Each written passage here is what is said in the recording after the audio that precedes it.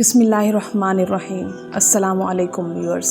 आज मैं आपके साथ हज़रत बिलाल हबशी रज़ी अल्लाह ताला अन्हो का ग़ुलामी से सहाबी तक और आखिरी अज़ान तक का सफ़र शेयर करूँगी। उमय्या इब्न खलफ मक्के के सरदारों में से एक अहम सरदार था जो बुतों और कुफ्र का बहुत बड़ा पेशवा और इस्लाम के हक़ में रोए ज़मीन का एक बहुत बड़ा शैतान था। एक दिन उसको पता चला कि उसके किसी ग़ुलाम ने बुतों को पूजने से इनकार करके किसी और को माबूद बना रखा है। उसने फ़ौरन ग़ुलाम को बुलाकर ये पूछा, मैंने सुना है कि तुमने कोई और माबूद बना लिया है, सच सच बताओ कि तुम किसकी इबादत करते हो। ग़ुलाम ने कहा कि मोहम्मद के खुदा की।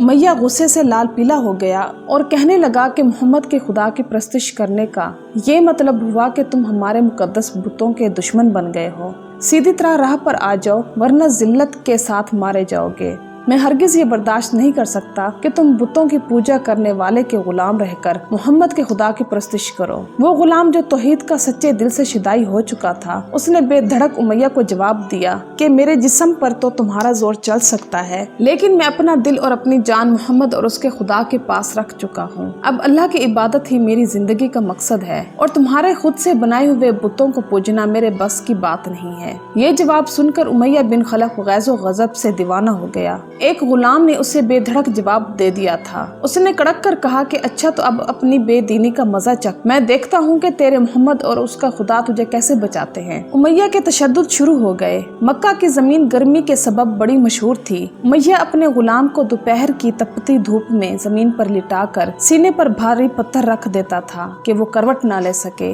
फिर कहता था कि मोहम्मद के दीन से बाज आ जाओ, लेकिन इस जुल्म के बावजूद भी गुलाम के मुंह से सिवाय अहद अहद के कुछ नहीं निकलता था। उमय्या मजीद गजबनाक होकर मजीद तशद्दुद बढ़ाता जाता। एक मर्तबा तो उमय्या ने जुल्म की इंतहा कर दी। पूरा एक दिन और पूरी एक रात गुलाम को भूखा प्यासा रखा और दिन को तपती रेत पर लिटाकर उसके तड़पने का तमाशा देख रहा था। इसकी ये कोशिश भी गुलाम को हक से न हटा सकी। आखिर थक हार कर उमय्या ने मक्के के बदमाश लड़कों को बुलाया और उनसे कहा कि इस गुलाम को इतनी अजियतें दो कि ये मोहम्मद और उसके खुदा का नाम लेना भूल जाए। ये लड़के उमय्या की खुशी हासिल करने के लिए बेबस गुलाम को बुरी तरह मारते पीटते थे। जिस्म के कपड़े उतरवाकर लोहे की चादरें पहनाकर तपती धूप में खड़ा कर देते थे, लेकिन गुलाम की जुबान से अहद अहद के सिवा कुछ नहीं निकलता था। इस्लाम की राह में बेपनाह अजियतें सहने वाले ये सहाबी कोई और नहीं बल्कि हजरत बिलाल हबशी रज़ी अल्लाह ताला अन्हो थे। इन्हीं जुल्म सितम के दौरान एक दिन हजरत अबू बकर सदीक रज़ी अल्लाह ताला अन्हो का उधर से गुजर हुआ।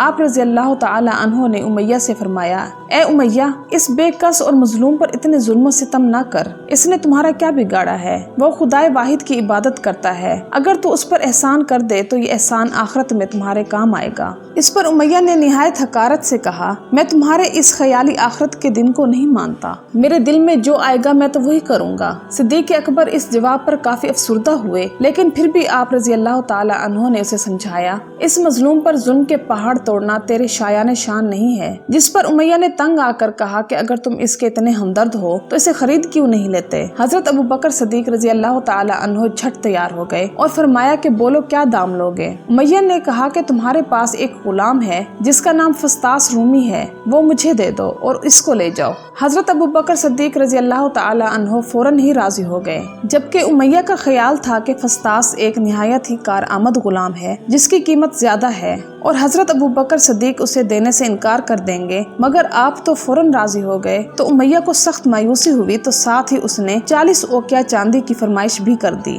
वो भी हजरत अबू बकर सदीक रज़ी अल्लाह ताला अन्हो ने बखुशी अदा कर दिया और हजरत बिलाल हबशी को साथ लेकर दरबार रिसालत में हाजिर हुए और सारा माजरा कह सुनाया। आप सल्लल्लाहु अलैहि वसल्लम निहायत ही खुश हुए और फरमाया कि ए अबू बकर, इस कार खैर में मुझे भी शरीक कर लो। सिद्दीक अकबर ने फरमाया कि या रसूलल्लाह, मैं इसे खुदा की राह में आजाद कर चुका हूँ। यह सुनकर जुबान रिसालत से सिद्दीक अकबर के लिए कलमे रहमत जारी हो गए। हजरत बिलाल ने इसी गुलामी में 28 साल गुजार दिए। لیکن چونکہ آپ رضی اللہ تعالیٰ عنہ نہایت نیک اور پاکیزہ طبیعت کے تھے، لہٰذا جب آپ صلی اللہ علیہ وآلہ وسلم نے دعوت توحید دی تو آپ رضی اللہ تعالیٰ عنہ نے فوراً اسے قبول کر لیا، اور یوں آپ رضی اللہ تعالیٰ عنہ سابقون الاولون کی مقدس جماعت میں شامل ہو گئے۔ رہائی پانے کے بعد حضرت بلال ہمیشہ آپ صلی اللہ علیہ وآلہ وسلم کی خدمت میں حاضر رہتے تھے اور دل و جان سے نبی پاک صلی اللہ علیہ وآلہ وسلم کی خدمت بجا لاتے۔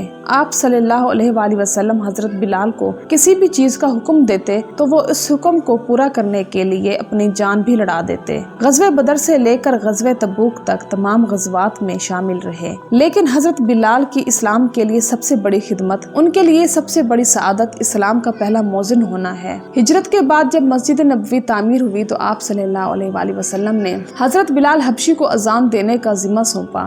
آپ رضی اللہ تعالیٰ عنہ کی آواز نہایت دل نشین تھی اور اس میں ایک ایسی تاثیر تھی کہ اذان کی آواز سن کر لوگ اپنے سب کام چھوڑ چھاڑ کر مسجد کی طرف دوڑتے۔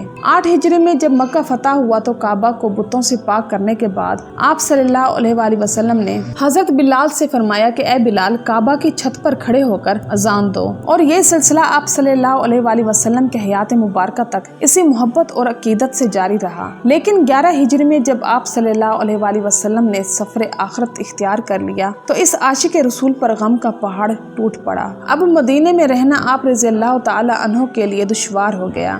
آپ کو ہر وقت پیارے نبی صلی اللہ علیہ وآلہ وسلم کی یاد ستاتی رہتی تھی۔ آپ رضی اللہ تعالیٰ عنہ نے آپ صلی اللہ علیہ وآلہ وسلم سے سنا تھا کہ مومن کا سب سے افضل عمل جہاد فی سبیل اللہ ہے، لہٰذا آپ رضی اللہ تعالیٰ عنہ خلیفہ اول حضرت ابو بکر صدیق کی خدمت میں حاضر ہوئے اور جہاد پر جانے کی اجازت طلب کی۔ لیکن حضرت ابو بکر صدیق نے آپ کو خدا کا واسطہ دے کر کہا کہ مجھے اس بڑھاپے میں تنہا چھوڑ کر مت جاؤ، تو حضرت بلال نے اس شرط پر حضرت ابو بکر صدیق رضی اللہ تعالیٰ عنہ کی بات مان لی کہ اب وہ رسول اللہ کے بعد کسی کے لیے اذان نہیں دیں گے۔ حضرت ابو بکر صدیق نے ان کی یہ بات مان لی، لیکن آپ کی خلافت کے بعد خلیفہ دوم فاروق اعظم کے دور میں بھی جب بیت المقدس کی تسفیل کے لیے شام جانا پڑا تو وہاں عیسائیوں کے ساتھ صلح نامہ طے پانے کے بعد حضرت عمر فاروق رضی اللہ تعالیٰ عنہ نے ایک خطبہ دیا اور حضرت بلال سے درخواست کی کہ آج قبلہ وسط پر توحید کا پرچم لہرا دیا ہے، تو اس موقع پر آپ اذان دیں تو ہم آپ کے مشکور رہیں گے۔ تو حضرت بلال حبشی نے جو ہی اذان دینی شروع کی تو صحابہ کرام کو عہد نبی کی مبارک یاد تازہ ہو گئی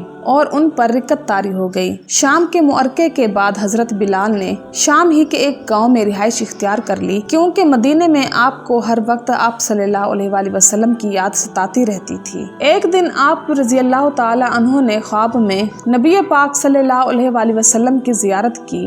آپ صلی اللہ علیہ وآلہ وسلم ان سے فرما رہے تھے کہ اے بلال، کیا ابھی وقت نہیں آیا کہ تم میری زیارت کے لیے آؤ؟ اس خواب نے آپ رضی اللہ تعالی عنہ کو تڑپا دیا اور آپ رضی اللہ تعالی عنہ بے تاب ہو کر فوراً مدینے روانہ ہوئے۔ مدینے پہنچ کر حضرت بلال نے روزے اقدس پر حاضری دی اور اس درد سے روئے کہ حاضرین بھی اشکبار ہو گئے۔ وہیں حضرت امام حسن اور حضرت امام حسین رضی اللہ تعالی عنہ بھی موجود تھے۔ نانا کے پیارے نواسوں کو آپ رضی اللہ تعالی عنہ نے اپنے ساتھ چمٹایا اور بے تحاشا چومنے لگے۔ حضرت حسن اور حضرت حسین نے آپ رضی اللہ تعالی عنہ سے اذان فجر کی فرمائش کی، بھلا اس میں رد کرنے کی کہاں گنجائش تھی۔ اگلے دن جب فجر کا وقت ہوا تو آپ رضی اللہ تعالی عنہ نے اذان دینی شروع کی۔ لوگوں کی عہد رسالت کی یاد تازہ ہو گئی اور لوگ روتے ہوئے اس طرح مسجد کی جانب چلنے لگے جیسے نبی پاک صلی اللہ علیہ وآلہ وسلم کا دور واپس آ گیا ہو۔ ایسا دردناک منظر کبھی دیکھنے میں نہیں آیا۔ حضرت بلال حبشی نے 60 سال کی عمر میں وفات پائی۔ آپ رضی اللہ تعالی عنہ کا مزار دمشق میں ہے۔ آپ رضی اللہ تعالی عنہ کو دربار رسالت میں خاص مقام حاصل تھا۔ دعا ہے کہ اللہ تعالیٰ مجھے اور آپ کو حضرت بلال حبشی رضی اللہ تعالی عنہ کی صفات میں سے چند صفات عطا فرمائے اور آپ رضی اللہ تعالی عنہ کی آپ صلی اللہ علیہ وآلہ وسلم سے محبت جیسی محبت کرنے کی توفیق بھی عطا فرما دے۔ امید کرتی ہوں کہ آپ کو میرے آج کی ویڈیو ضرور پسند آئی ہوگی، تو میری ویڈیو کو لائک کرنا اور میرے چینل کو سبسکرائب کرنا مت بھولیے گا۔ میں انشاءاللہ مزید دلچسپ معلوماتی اور اسلامی واقعات آپ کے ساتھ شیئر کرتی رہوں گی۔ میری طرف سے آپ کو ڈھیر ساری دعائیں اور مجھے بھی اپنی دعاؤں میں یاد رکھیے گا۔ چلتے ہوں، ملتے ہیں انشاءاللہ نیکسٹ ویڈیو میں۔ اللہ حافظ۔